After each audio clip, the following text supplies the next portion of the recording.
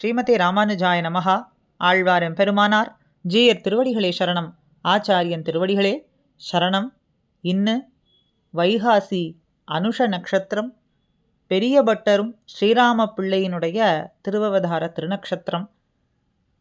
நாம் பராங்குஷ நாயகியும் ஆச்சாரிய கிருதயம் என்கின்ற பகுதியை அனுபவித்து கொண்டு வருகின்றோம். இன்னு சுவாமி பட்டரினுடைய திருநக்ஷத்திரம் என்பதனாலே அவரை பற்றி ஸ்மரிக்காமல் இருக்க முடியாது என்கின்ற காரணத்தினால் இன்னும் அவரை அனுபவித்து நாள பராங்குஷ நாயகி என்கின்ற பகுதி மறுபடியும் ஆச்சாரிய ஹிருதயத்தோடு நாம் சேர்ந்து அனுபவிப்போம். பராசர பட்டரும் சுவாமி ஸ்ரீராம பிள்ளையினுடைய அவதாரஸ்தலம் திருவரங்கமே ஆகும். தகப்பனார் கூரத்தாழ்வான், தாயார் ஆண்டாள்.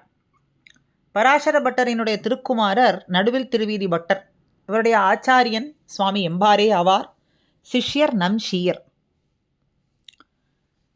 ஸ்ரீபராசர பட்டாரியாக ஸ்ரீரங்கேச புரோஹிதா ஸ்ரீவத்சாங்க சுதா ஸ்ரீமான் ஸ்ரேயசே மேயஸ்து பூயசே என்பது இவருடைய தனியனாகும்.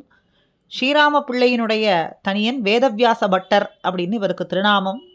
ஸ்ரீ வேதவியாச பட்டாரியம் ஸ்ரீரங்க ஸ்தலவாசினம் ஸ்ரீவத்ச சின்ஹ சத்புத்திரம் வந்தே ஸ்ரீராம தேசிகம் என்பது இவருடைய தனியன். ஸ்ரீவத்ச சின்ன சத்புத்திரம், ஸ்ரீவத்ச சின்ஹ மிஸ்ரேபியோ அப்படின்னு சுவாமி கூரத்தாழ்வானுக்கு சொல்லக்கூடியது. அவருடைய சத்புத்திரரானவர் வேதவியாச பட்டர்.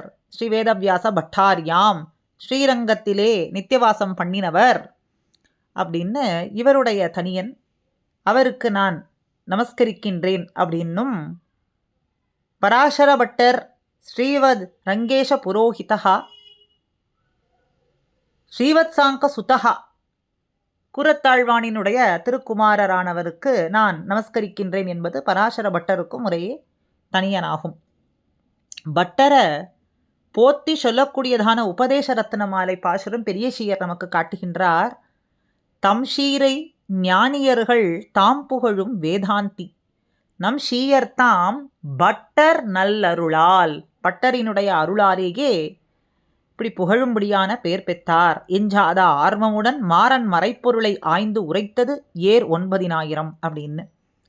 இப்படி பராசர பட்டர்கள் அருளியுள்ள தனியன்கள்னு பார்த்தா ஆழ்வார்கள் விஷயமாக பூதம் சரஸ்ய மகதாஹ்வய பட்டநாத பக்திசார குலசேகர யோகிவாகான்னு நாம் நித்தியம் ஸ்மரிக்கக்கூடியதான தனியன். திருப்பாவையிலே நீளாதுங்க ஸ்தனகிரி தடி சுப்தம் உத்போத்திய கிருஷ்ணம் கோதாதஸ்யை நமைதம் இதம் புய ஏவாஸ்து புயகான்னு இவர் அருளியது. திருவாய்மொழி விஷயமாக தனியன் இவர் அருளினது வான்திகழும் சோலை மதிளரங்கர் வன்புகள் மேல் ஆன்ன தமிழ் மறைகள் 1000. நம்மாழ்வார் அருளின 1000 பாசுரங்களும் மதிளரங்கருக்கே, அரங்கனுக்கே 1000 சாதித்தார் அப்படின்னு இந்த இடத்துல காட்டுறார். அதே அடுத்தது மிக்க இறை நிலையும் மெய்யாம் உயிர் நிலையும் தக்க நெறியும் தடையாகினும் அர்த்த பஞ்சகத்தை சொல்லக்கூடியதான ஒரு தனியனையும் நமக்கு இங்கே காட்டுகின்றார். ஸ்ரீராம பிள்ளை அருளி செய்த நான்முகன் திருவந்தாதி தனியன் என்னது? நாராயணன் படைத்தான் நான்முகனை, நான்முகனுக்கு ஏறார் சிவன் பிறந்தான் என்னும் சொல்னு மழிசை பிரானடியே வாழ்த்துன்னு திருமழிசை ஆழ்வாரை வாழ்த்துவது அப்படின்னு இவர் அருளினது தனியன் நான்முகன் திருவந்தாதிக்கு. இப்படி பராசர பட்டர் அருளி செய்த கிரந்தங்கள்னு நாம் பார்த்தோம்னா ரங்கநாத ஸ்தோத்திரம், ரங்கராஜஸ்தவம், அஷ்டஸ்லோகி, குணரத்ன கோஷம், கைசிக புராண வியாக்கியானம், மைவண்ண நருங்குஞ்சி திருநெடுந்தாண்டக பாசுர வியாக்கியானம், பவத்குண தர்ப்பணம் அப்படின்னு விஷ்ணு சகசிரநாம ஸ்லோகங்களை எல்லாம் விவரிக்கக்கூடியது. நம்பெருமாள் திருமஞ்சனம் கண்டறிடும் பொழுது பல சமயங்களில் பட்டர் அவ்வழகிலே ஈடுபட்டு வெவ்வேறு சமயங்களிலே அருளி செய்ததான கட்டியம், திருமஞ்சன கட்டியம் அப்படின்னு சொல்கிறார்கள். இன்னும் வழக்கத்தில் இருக்குது. தத்வரத்னாகரம், பிரணவ விவரணம், கிரியாதீபம், தத்வத்ரய ஸ்லோகம், இப்படி இவர் செய்தருளின நூல்கள் பல உண்டு. பல நூல்கள் இப்பொழுது தற்சமயம் கிடைப்பதற்கும் இல்லை அப்படின்னும் சொல்கிறார்கள். அப்படி இந்த சுவாமி பட்டருக்கு எம்பெருமானார் எம்பாரையே ஆச்சாரியராக நியமனம் பண்ணி அந்த குழந்தைகளை வளர்க்கும்படிக்கு சொன்னார். குழந்தைகள் இருவரும் அரங்கனுடைய அருளாலே நம்பெருமாள் அமுது செய்த அக்கார வடிசல் அதை உண்டு இந்த பிள்ளைகள் அவதரிக்கும்படிக்கு கூரத்தாழ்வானுக்கும் ஆண்டாளுக்கும்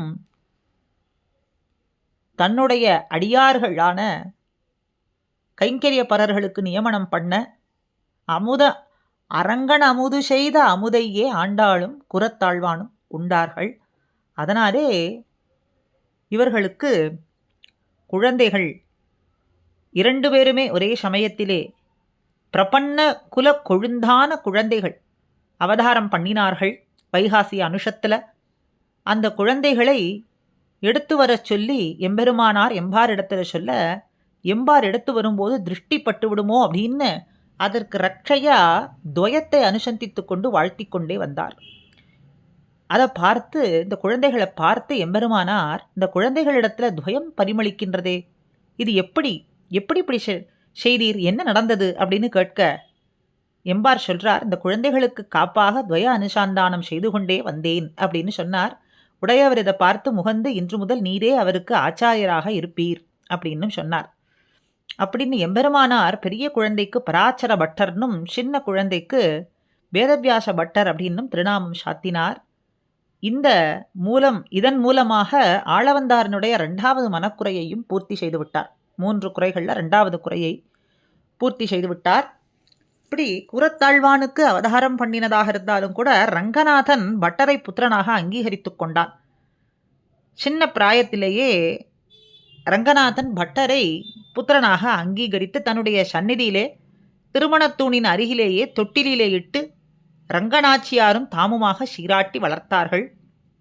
அப்படி வளர்ந்த அந்த குழந்தை தவழ்ந்து சென்று பெருமாள் அமுது செய்வதற்கு சமர்ப்பித்திருக்கக்கூடிய அடிசில கைகளாலே அப்படியே அள்ளி அலைந்து துழாவி இருப்பதை பார்த்து இவர்கள் 2 பேரும் ஆனந்தத்தில் இருப்பார்களாம். பெருமாளும் தாயாரும் அந்த இன்னடிசலை மிகவும் பிரியமானதாக அங்கீகரித்து ஏற்றுக்கொள்வானாம். இப்படி ரங்கநாதன் பட்டரை அபிமானித்து புத்திர ஸ்வீகாரம் செய்தருளப் பெற்ற பாக்கியம் அவருக்கு கிடைத்ததனாலே அவரை ரங்கநாத புத்திரர் அப்படின்னும் கொண்டாடும்படிக்கு அழைக்கப்பட்டார். அதுக்கு மேலே ஆழ்வான் தாமே குமாரர்களுக்கு திருவாய்மொழி முதலான அருளி செயல்களை எல்லாம் பாசுரங்களினுடைய அர்த்தத்தை எல்லாம் விளக்கி கொண்டு வந்தார். திருமந்திர அர்த்தத்தையும் சொல்ல நேரிட்டது. அப்போ திருமந்திர அர்த்தத்தை ஆச்சாரியன் எம்பாரிடம் கேட்டுக்கொள்ளுங்கோள் அப்படின்னு சொன்னார். அதற்குடனே இவர்கள் சொன்னார்கள், மின்னின் நிலையில் மண்ணுயிர் ஆக்கைகள் அப்படிங்கிற பாசுரம் நினைவுக்கு வந்தது. அடுத்த நிமிடம் யார் உயிரோடு இருப்பார்கள் அப்படிங்கிறது நிலை இல்லை. அதனால் இப்பொழுதே இதனுடைய பொருளை கேட்டு நலனடையுங்கள் அப்படின்னு ஆழ்வான் திருமந்திர அர்த்தத்தை உபதேசமும் பண்ணி வைத்தார் அப்படின்னு சொல்கிறது. அதனாலே ஆழ்வானும் ஆச்சாரியராக இருந்தார் அப்படின்னு. இப்படி இந்த பட்டருக்கு வேதாந்தாச்சாரியார் அப்படின்னும் ஒரு திருநாமம் உண்டு. வேதாந்த உபன்யாச வைபவத்தை கேட்டு எம்பெருமானார் பட்டருக்கு வேதாந்தாச்சாரியார் அப்படின்னு சிறப்பு பெயரை கொடுத்தார். நம்பெருமாள் எம்பெருமானாருக்கு ஆதிபத்திய பட்டமும் பட்டருக்கு இலவச பட்டமும் கொடுத்தார் அப்படிங்கிறது இவருடைய வைபவத்தில் உண்டு. எம்பெருமானாரும் பட்டரும் இந்த லோகமே உய்வடைய வேண்டும் அப்படிங்கிறதுனால பல மொழிகளிலே, அதாவது வடமொழி தென்மொழியிலே வியாக்கியானத்தை கொண்டு உபய வேதாந்த பிரவர்த்தனங்கள்லாம் செய்து கொண்டு வந்தார்கள். அதை பார்த்து நம்பெருமாள் மிகவும் திருவுள்ள முகந்து ஆச்சாரிய ஆதிபத்தியத்தில் எம்பெருமானாருக்கு பட்டாபிஷேகமும் பட்டருக்கு யுவராஜ்ய பட்டாபிஷேகமும் செய்யுங்கோள் அப்படின்னு அடியார்களிடத்திலே அர்ச்சக முகைமை ஆக்ஞாபனம் பண்ணினார். திருப்பரியட்டம் திருமாலை இதெல்லாம் அனுப்பி அவர்களை கௌரவப்படுத்தினார். அப்படி நம்பெருமாளுடைய நியமனப்படி தொண்டர்கள் எல்லாரும் மட்டற்ற மகிழ்ச்சி சொல்லவே முடியாது, அப்படி அளவற்றதான மகிழ்ச்சி கொண்டு எம்பெருமானாரையும் பட்டரையும் பிரம்மரதத்தில் ஏற்றி திருவரங்கம் முழுக்க வீதிகள் முழுக்க வந்து திவ்ய சிங்காசனத்தில் இருவரையும் எழுந்தருள பண்ணி கொண்டு அவர்களுக்கு புண்ணிய தீர்த்தங்களை கொண்டு மந்திரபூர்வமாக அபிஷேகம் எல்லாம் பண்ணினார்கள். முன்பு திருவயோத்தியில் இருந்தவர்கள்லாம் பார்த்து சொன்னார்களாம், இப்படித்தான் ராமனுக்கும் பரதாழ்வானுக்கும் பட்டாபிஷேகம் செய்தது போல இருக்கு. அப்படி வெகு விமர்சையாக எம்பெருமானாருக்கு ஆச்சாரிய ஆதிபத்திய பட்டமும் பட்டருக்கு இளவரச பட்டமும் இப்படி சூட்டி எம்பெருமான் சூட்டினானேன்னு அவர்கள்லாம் பார்த்து அப்படி களிப்போடு இருந்தார்களாம். அவர்கள் 2 பேரையும் வருவதை பார்த்து அப்படி ஒரு களிப்போடு கொண்டாடினார்கள் அப்படின்னு சொல்றது. முன்ன திருவயோத்தியில ராமர் தன்னுடைய புத்திரர்களான லவக்குச்சர்களை கொண்டு ராமாயணத்தை கானம் செய்ய சொல்லி கேட்டார். அவர்கள் வாயிலாக ராமன் கேட்டது போல லக்ஷ்மணன் அவதாரமாகிய இளையாழ்வார் எம்பெருமானார் சுவாமி உடையவர் பராசர பட்டரையும் வேதவியாச பட்டரையும் அழைத்து ராமாயணத்தை சொல்ல கேட்டு ஆனந்தமடைந்தார் அப்படின்னு சொல்லப்படுறது. அதுக்கு மேலே எம்பெருமானார் திருமேனி தளர்ந்தது, பரமபதமடைய திருவுள்ளம் கொண்டார். தொண்டர்கள் எல்லாரையும் பார்த்து சொன்னார், பட்டரே இனிமேல் நம்முடைய தர்சனத்துக்கு பிரவர்த்தகராவார். பட்டரை காடி கொடுத்தார். இவரை நம்ம போலவே பார்த்து கொள்ளுங்கோள் அப்படின்னு சொன்னார்.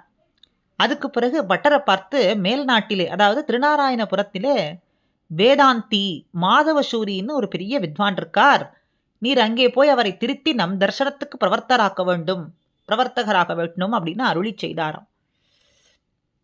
பட்டர் உபன்யாசம் செய்யும் பொழுதோ விஷயங்களை எல்லாம் நன்கு விளக்குவார், சின்ன சின்ன கதைகளை சொல்லுவார். அப்படி ஒரு கதைதான், தலையிலே மயிரில்லாமல் இருக்கக்கூடிய ஒருத்தன் நெற்களத்தில் வேலை செய்து கொண்டிருந்தானாம். அப்போது அறிவு கூர்மை உடையவனான ஒரு யாச்சகன் அங்கே வந்தான். அவனை பார்த்து சொன்னான், நீ இப்படி உன்னுடைய தலைமயிரை பேணாமல் தனியே நின்று இப்படி இந்த வேலையை செய்து கொண்டிருக்கிறாயே அப்படின்னு சொன்னானாம். அதை கேட்டு இவன், எதற்காக நீர் வந்தீர் அப்படின்னு வந்தவனை கேட்க, நான் வந்து பார்த்து போக வந்தேன் அப்படின்னு சொன்னானாம். சரி, ஒரு நெற்கோட்டையை கொண்டு போமே அப்படின்னு எடுத்து கொடுத்து அனுப்பினானாம். அதனை கொண்டு போகும்போது எதிரே வந்த ஒருவன், இது எங்கே இருந்து பெற்றுக்கொண்டு வந்தாய் அப்படின்னு சொல்ல, அவன் மொட்டை தலையன் தந்தான் அப்படின்னு இவன் சொன்னானாம். அது கேட்ட அந்த வழிப்போக்கன் களத்துக்கு வந்த நெல் பரிமாறுகின்றவனை பார்த்து, இன்னான் இப்படி வந்து போனவன் உன்னை வயது விட்டு போறானே அப்படின்னு இவனிடத்துல கோள் சொன்னானாம். அதை கேட்ட அவன் என்ன சொன்னான், என் நெல்லையும் கொண்டு என்னையும் திட்டி போனானா அப்படின்னு சொல்லி நெற்கோட்டையை பறித்து கொள்ள எண்ணி அவனை தொடர்ந்து பின்னையே ஓடிப்போனானாம். அவன் அப்படி ஓடி வருவதை திரும்பி பார்த்த இந்த யாச்சகன் அவன் அருகில் வந்தவுடன், எதற்காக இப்படி ஓடி வந்தாய், உன்னுடைய தலையிலே மயிர் அலைய அலைய ஓடி வரா நின்றீதே அப்படின்னு மீண்டும் புகழ்வது போல அவனை இகழ்ந்தானாம். அதை கேட்டவுடன் அந்த நெல்லை வைத்து கொண்டிருந்தவன் சொன்னானா மகிழ்ச்சியோடு, ஒன்றுமில்லை, இன்னமும் உனக்கு ஒரு நெற்கோட்டை கொண்டு போக சொல்ல வந்தேன் அப்படின்னு சொன்னானாம். இப்போ இந்த நிகழ்ச்சியிலிருந்து நாம் தெரிந்து கொள்வது என்னன்னா, இவ்வுலகத்தில் பேதையர் சிறிதும் பொருந்தாத விஷயங்களை தங்கள் இடத்துல வந்து சொல்லி துதித்தாலும் அது நமக்கு தகுதி அல்லது அப்படின்னு எண்ணி நாம் நாணம் கொள்ள வேண்டும். நம்மிடத்துல தகுதி இல்லாத விஷயங்களை ஒருத்தர் வந்து சொல்கிறாரே அப்படின்னா அதற்கு நாம் எதற்காக நம்மிடத்தில் இப்படி சொல்கிறார் அப்படின்னு இப்படி சொல்கிறதுக்காக நாம் நாணம் கொள்ள வேண்டும். ஆனால் நாணம் கொள்ளாமல் அந்த ஸ்துதியை ஏற்றுக்கொண்டு மகிழ்ச்சியுடன் ஏற்றுக்கொள்கிறோம். அப்படி துதித்தவதற்கு நாம் விலை மதிப்பில்லாத பொருட்களையும் கொடுக்கின்றோம் அப்படின்னு சொல்கிறாராம். இப்படி சொல்கிறது உபன்யாசங்கள் சொல்கிற போது இப்படி பல கதைகளை சொல்லும் பொழுது இந்த கதையையும் சில உபன்யாசம் செய்யக்கூடிய சமயத்திலே சொன்னாராம். அப்படி நஞ்சியரை திருத்தி பணிகொண்டு 10 நாள் எம்பெருமானாரின் திருவுள்ளப்படி மேல்நாடு சென்று அங்கிருந்தவர்கள் சொன்னபடி வேதாந்தியை சந்திப்பதற்கு மாறுவேடத்திலே சென்று 9 நாட்கள் வாதம் முடிந்து 10ஆம் நாள் வேதாந்தி விசிஷ்டாத்வைத்த மதமே சிறந்ததுன்னு ஒப்புக்கொண்டு பட்டர் திருவடிகளில் சரணடைந்தார். அதுக்கு பின்ன பட்டர் இவருக்கு பஞ்சசம்ஸ்காரங்களை எல்லாம் பிரசாதித்து அதுக்கு பின்னே ஸ்ரீரங்கம் வந்து சேர்ந்தார்கள். அதைத்தான் திருநெடுந்தாண்டக தொடக்கம் அப்படின்னு கொண்டாடுகின்றோம் நாம். அத்தியன உற்சவம் அப்படிங்கிற உற்சவத்தில் முதல் நாள் திருநெடுந்தாண்டக தொடக்கம் என்ன சொல்கிறது, இந்த திருநெடுந்தாண்டகத்தை கொண்டே இங்கே பட்டர் வேதாந்தியை வென்றார் அப்படின்னு சொல்கிறது. அப்படி கூரத்தாழ்வானுக்கு பெரிய பெருமாளினுடைய கிருப்பையால் வைகாசி மாதம் அனுஷ நட்சத்திரத்திலே 2 திருக்குமாரர்கள் அவதாரம் பண்ணினார்கள்னு பார்த்தோம். நம்மாழ்வார் அருளிய திருவாய்மொழி முதலிய திவ்ய பிரபந்தங்களின் அர்த்த விசேஷங்களை உள்ளபடிக்கு உணர்ந்து வெளியிட வல்லவர் பட்டர் அப்படிங்கிறதுக்கு அறிகுறியாகத்தான் நம்மாழ்வார் அவதாரம் பண்ண வைகாசி விசாகத்திற்கு அடுத்த நாளே வைகாசி அனுஷ தினத்திலே இவர் திருவவதாரம் பண்ணினார் அப்படின்னு சொல்லப்படுறது. கடைசியாக வார்த்தா மாலையிலே 88வது வார்த்தை, பட்டர் திருவாராதன கிரமம் பற்றிய விவரணமான ஒரு வார்த்தையோடு நாம் இன்று இந்த அனுபவத்தை முடித்துக்கொள்வோம். பட்டர்னுடைய சிஷ்யர் சோமாயாஜியர் சோமயாகம் செய்து வேதத்தினுடைய பூர்வ பாகத்தில் ஊன்றி இருப்பார். ஒரு நாள் அவர் பட்டரிடத்தில் எனக்கு திருவாராதன கிரமத்தை அருளி செய்ய வேண்டும்னு பிரார்த்தித்து நின்னார். இப்படிப்பட்டவர்களுக்கு திருவாராதனம் விஸ்தாரமாக இருந்தால் ஒழிய அது பிரதிபத்தி பிறக்காது. அதனாலே பட்டர் அவருக்கு விரிவாக உடையவருடைய நித்திய கிரமத்தில் சொல்லப்பட்ட திருவாராதன முறையை காட்டி கொடுத்தாராம். அவரும் அதை கொண்டு நெடுநாட்கள் அதிக நாட்கள் இப்படி திருவாராதனம் பண்ணி கொண்டு வந்தார்.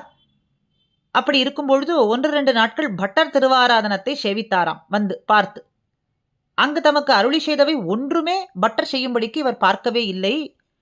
பட்டர் திருவாராதனம் பண்ணி அருளின கிரமம் என்னன்னா, பட்டர் திருவாராதன பெருமாளினுடைய திருநாமம் தெற்காழ்வார்.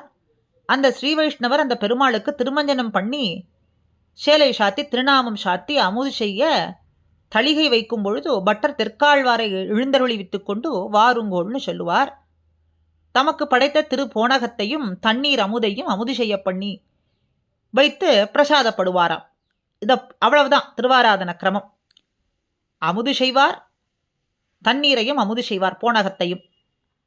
அதை கண்ட அந்த வைஷ்ணவர், எனக்கு அருளி செய்தபடி நீங்கள் ஒன்றுமே செய்யவில்லையே, இதற்கு என்ன காரணம்?